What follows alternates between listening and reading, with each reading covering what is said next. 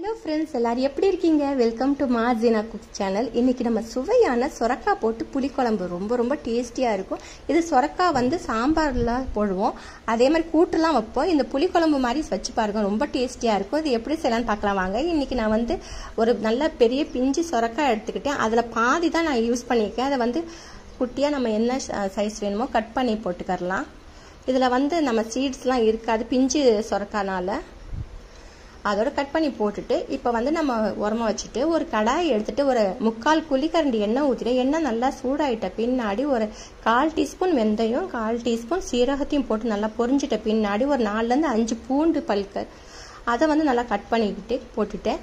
அதோட ஒரு 12 சாம்பார் வெங்காயத்தையும் இதோட சேர்த்துக்கிட்டேன். இதுக்கு தேவையான அளவுக்கு உப்பு, சொரக்காவுக்கு வந்து ஒரு டீஸ்பூன் உப்பு போட்டுக்கிட்டு நல்லா வதக்கி விட்டுக்கரலாம். நல்லா வதக்கிட்ட பின்னாடி ஒரு 2 கொத்து ஃப்ரெஷ்ஷான கருவேப்பிலையும் இதோட சேர்த்துக்கலாம். ரொம்ப வீடு நல்லா கமகமன்னு மணக்குங்க. இது மாதிரி நீங்கள் செய்யுங்க. அதே மாதிரி 2 காஞ்ச மிளகாவையும் கிள்ளி போட்டுக்கரலாம். இதோட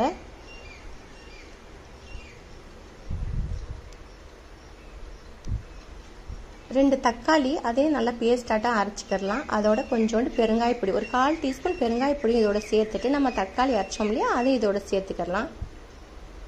இதை நல்லா மிக்ஸ் பண்ணி விட்டுக்கோங்க. இந்த வெங்காயம் தக்காளிலாம் கொஞ்சம் நல்லா வதங்கட்டும். அதோட 1/4 டீஸ்பூன் மஞ்சப்பொடி, 1 டீஸ்பூன் காரப்பொடி,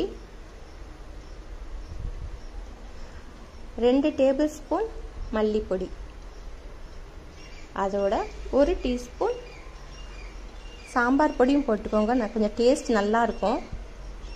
இதெல்லாம் போட்டு நல்லா வதக்கி விட்டுக்கோங்க.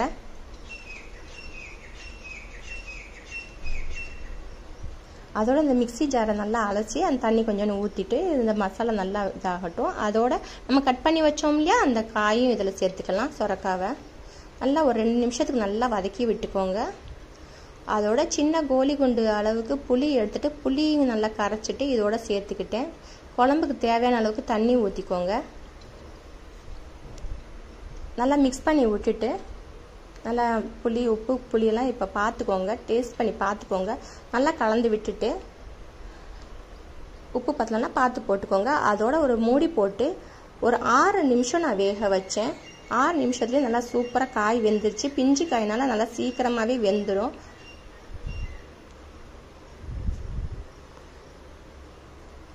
இது நல்லா ஒரு 6 நிமிஷம் நல்லா வெந்துட்ட பின்னாடி நல்லா கொதி வந்துருச்சு. கொதி வந்துட்ட பின்னாடி இப்போ ஒரு டேபிள் ஸ்பூன் வந்து தேங்காய் எண்ணெய் சேர்த்துக்கிட்டேன். கடைசியில் நம்மள்ட்ட தேங்காய் எண்ணெய் இல்லாட்டி நல்லெண்ணெய் எந்த எண்ணெய் வேணாலும் சேர்த்துக்கலாம். அதோட கொத்தமல்லி இலையை போட்டு தூவி இறக்கணும்னா சுவையான சொரக்காய் போட்ட புளிக்குழம்பு ரெடி ஆயிடுச்சுங்க. இதே மாதிரி நீங்களும் வீட்டில் செஞ்சு ட்ரை பண்ணுங்கள். ரொம்ப ரொம்ப டேஸ்டியான சொரக்காய் புளிக்குழம்பு சுட சுட சாதத்தில் போட்டு சாப்பிட்டா வேறு லெவலில் இருக்கும். ஒரு அப்பளம் மட்டும் வச்சு சாப்பிட்டா போதுங்க. இந்த வீடியோ சப்ஸ்கிரைப் பண்ணி வச்சுக்கோங்க, லைக் பண்ணுங்கள். தேங்க்ஸ்.